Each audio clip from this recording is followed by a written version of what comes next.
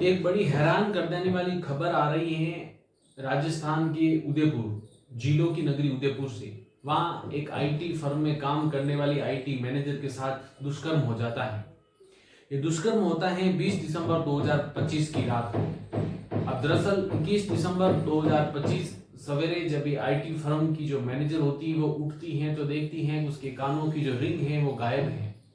उसने पाँव में जो सॉक्स पहने थे रात को वो सॉक्स भी गायब हैं, और तो और उसके अंडरगारमेंट्स तक गायब हैं, वो पहने हुए भी नहीं हैं। अब वो काफ़ी परेशान हो जाती हैं, हैरान हो जाती हैं कि कल रात को जब मैं पार्टी में गई थी तब मैं सब पहन के गई थी, वो नहीं है। जब वो वॉशरूम के लिए जाना चाह रही होती हैं तब वो महसूस करती हैं उसके जो अंतरंग अंग हैं उसमें असहनीय दर्द सा हो रहा है। वो कुछ समझ नहीं पा रही थी, वो डर गई थी। वो घर के बाहर खड़ी कार में जाके तलाश करने की कोशिश करती हैं लेकिन उसे वहां कुछ नहीं मिलता। तभी उसे याद आता है कि उसकी कार में डैश कैम लगा हुआ है, क्यों ना उसके फुटेज देखे जाए। तो जो ही वो अपने कार में लगे हुए डैश कैम का ऑडियो वीडियो वो फुटेज देखती हैं तो उसके पांव तले जमीन खिसक जाती है। वो पाती हैं कि उसके साथ कार में रात को दरिंदगी हुई थी। वो पहुंच जाती हैं अपने संबंधित थाना सुखेर उदयपुर एफआईआर दर्ज करवाने के लिए। जब ये एफआईआर दर्ज होती है तो विभिन्न पत्र पत्रिकाओं में खबर आती है और ये किस्सा पूरी दुनिया के सामने आता है। अब दरअसल होता ऐसा है कि 20 दिसंबर 2025 की शाम ये जो आईटी कंपनी होती है उसमें एक सीईओ होता है जितेश कुमार सिसोदिया या फिर जयेश कुमार सिसोदिया। उसकी बर्थडे पार्टी होती है। इस बर्थडे पार्टी में इस आईटी फर्म की मैनेजर को भी इन्वाइट किया जाता है और ये पार्टी रखी जाती है उदयपुर के शोभागपुरा के एक होटल में। इस होटल में ये आईटी फर्म की मैनेजर रात को 9 बजे उस होटल पहुंचती है। तब वो देखती है कि जो कंपनी के सीईओ जयेश कुमार है, उसके अलावा इसी कंपनी का एक एग्जीक्यूटिव हेड था जिसका नाम था गौरव शिरोई उर्फ गौरव जाट, वो भी मौजूद था। और इसी गौरव शिरोई की पत्नी थी जिसका नाम था शिल्पा। ये इसी कंपनी के अंदर किसी अच्छी पोस्ट पे काम कर रही थी। ये तीनों पहले से वहां मौजूद थे। अब ये आईटी फर्म की मैनेजर वहां पहुंचती है, इनकी पार्टी शुरू होती है, ड्रिंक चलते रहते हैं और ये पार्टी रात को तकरीबन 1:30 बजे तक चलती है। 1:30 बजे तक जब पार्टी चलती है तो आईटी फर्म की मैनेजर होती है शिल्पा, उसको नशा थोड़ा ज्यादा हो जाता है।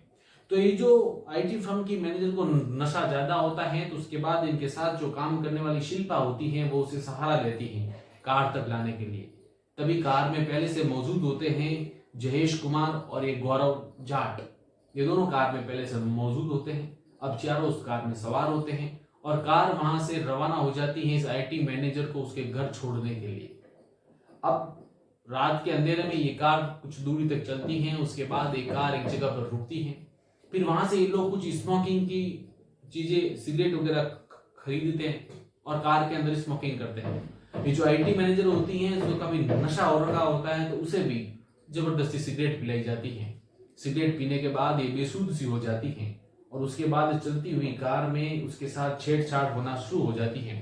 ये जो जितेश कुमार जो सीईओ होता है और एक गौरव जाट, ये दोनों उसके साथ बारी बारी से छेड़छाड़ कर रहे होते हैं और चलती हुई कार में जब उसका बलात्कार हो रहा होता है और विरोध कर रही होती है तब उसके चीखने चिल्लाने की आवाज बाहर तक नहीं जा पाती और कोई उसे सुनता भी नहीं है।